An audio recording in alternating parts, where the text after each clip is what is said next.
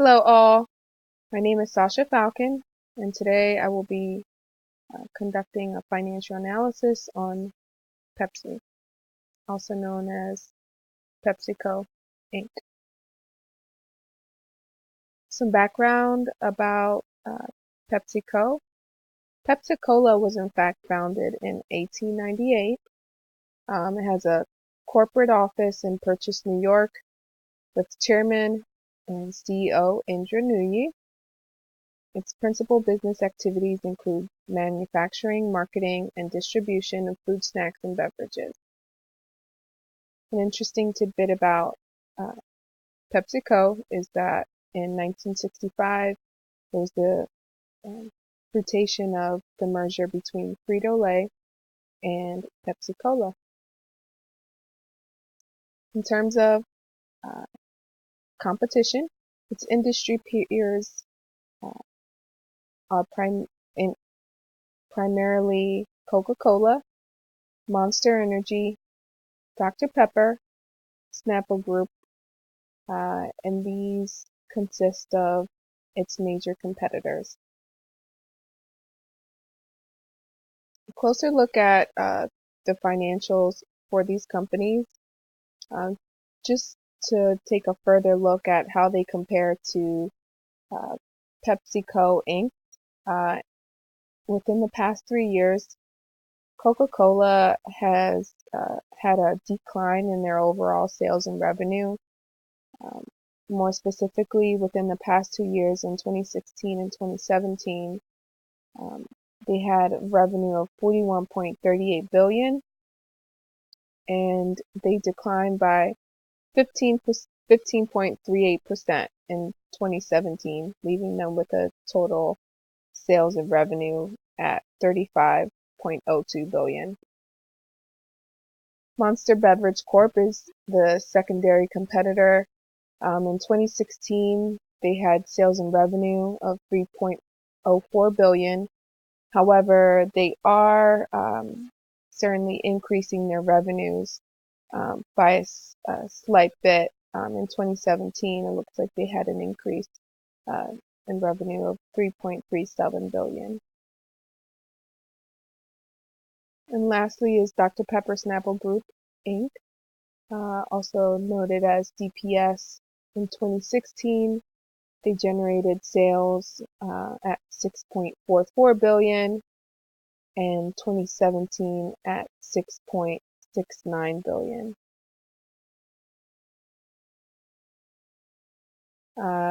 Another interesting fact about uh, Pepsi Cola is that in 1983, an inventor and druggist named David Bradham originally named the cola concoction Brad's Drink. The name Pepsi was actually later debuted as a result of his suspicion for it to cure dyspepsia or indigestion. Pepsi-Cola consists of a total of 22 different brands. PepsiCo Inc. manufactures a variety of the nation's most popular leading market brands of snacks and beverages. And these include Lay's, Tropicana, Quaker, and surprisingly enough, Starbucks cold brew drinks.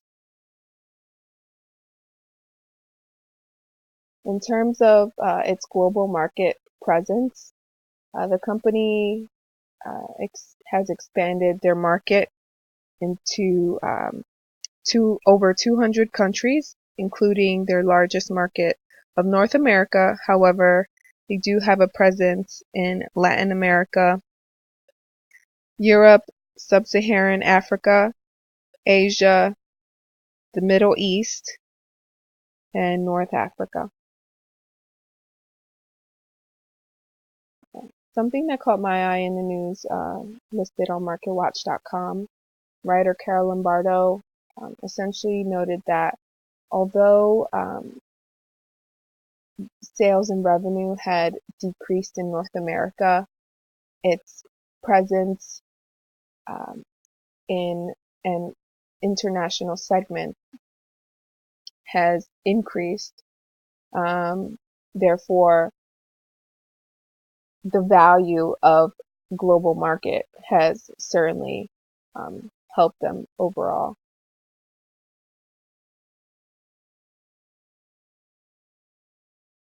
Currently, Pepsi has a total stock share value of $99.18. Pepsi has paid consecutive quarterly stock dividends since 1965, and earnings per share are currently reported at $4.39. Now we will take a look at the company's balance sheet, income statement, statement of cash flows, and some ratios. Before we begin, it's important to note that some of the information provided included ratios that were calculated for fiscal year of 2016, as that was what was available on the SEC website as of January 2018. Financial statement for fiscal year of 2017 was later posted in February of this year. However, we'll review some of their 2017's information for trend purposes. With respect to Pepsi's assets,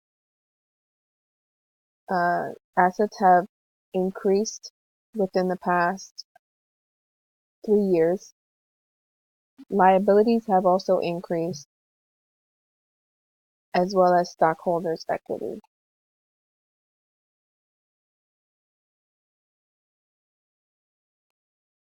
Through this information, we can conclude that PepsiCo is funded primarily through non-owner investments. However, it's interesting to see and generate conclusions on how their increased profits are derived. And I want to just take a quicker look at the assets, which have increased. Liabilities, current liabilities, total liabilities,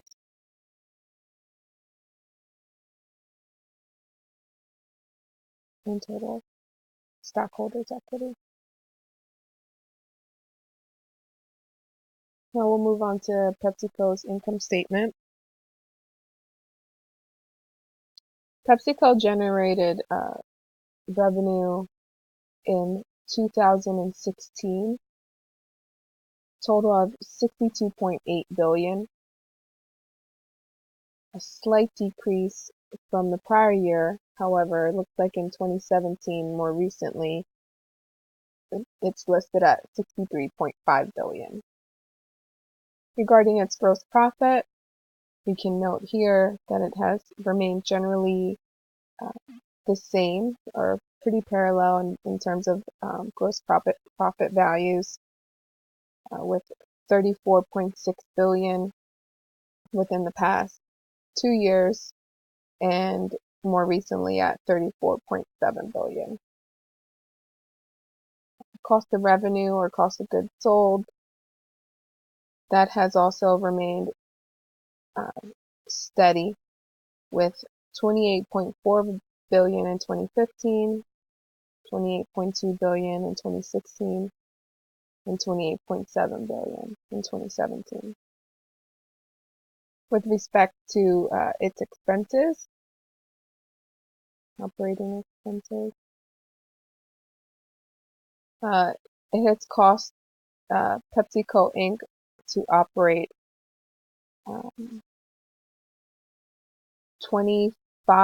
an estimated $25 billion.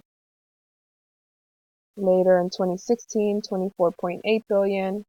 In 2017, $24.2 billion.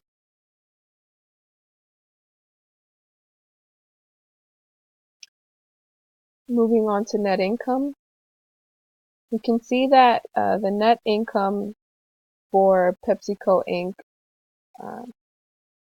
Has risen since in 2016 from 2015. However, I'm curious to know what has caused the drastic change for 2017, although that would entail a further look.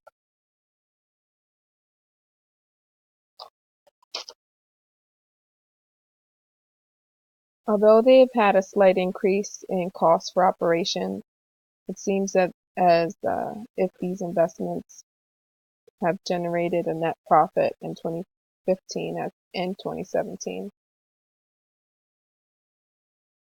Finally, we're going to take a further look at statement of cash flows. As we saw previously, we noted that PepsiCo Inc. has generated $62.8 billion in 2016.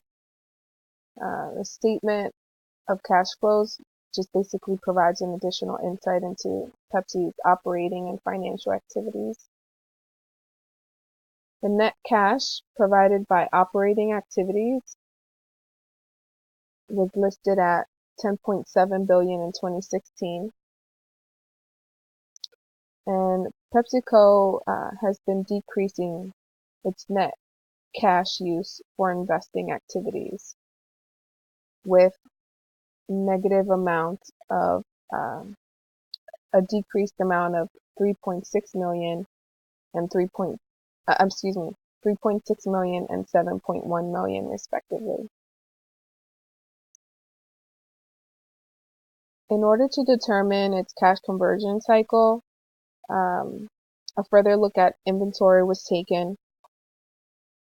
Both FIFO and LIFO methods are used for inventory purposes within PepsiCo Inc.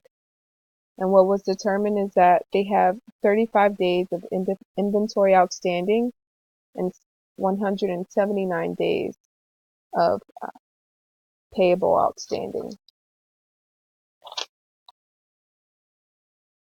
This information generated a negative cash conversion cycle value of 106. And one can conclude that while PepsiCo's efficiency in their inventory turnover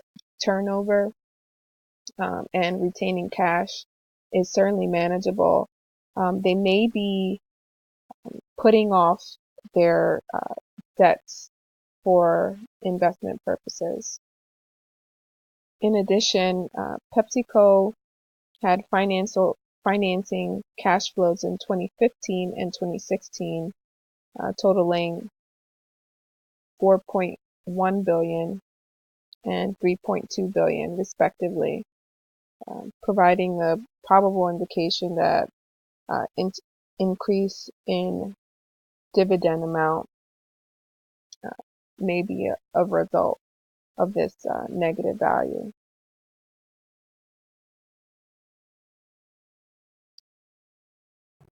Now, taking a look at the ratios, these values not only indicate PepsiCo's ability to liquidate assets, but also its efficiency in doing so. The quick value of, the current ratio of 1.3 determines that the company is highly liquid and has been for the past 2 years. The quick value of 1.1 shows their ability to convert short-term obligations in an efficient manner. So looks like they've been working on improving that value. With regards to liabilities to equity ratio and times interest earned, their solvency rates are relatively high, further adding to the conclusion that they may be either holding off on paying their suppliers to invest, they're thus reducing their long-term interest to debt ratio or debt to creditors for the purpose of further investing. Some additional ratios listed here include return on assets, return on equity, and financial leverage. And as you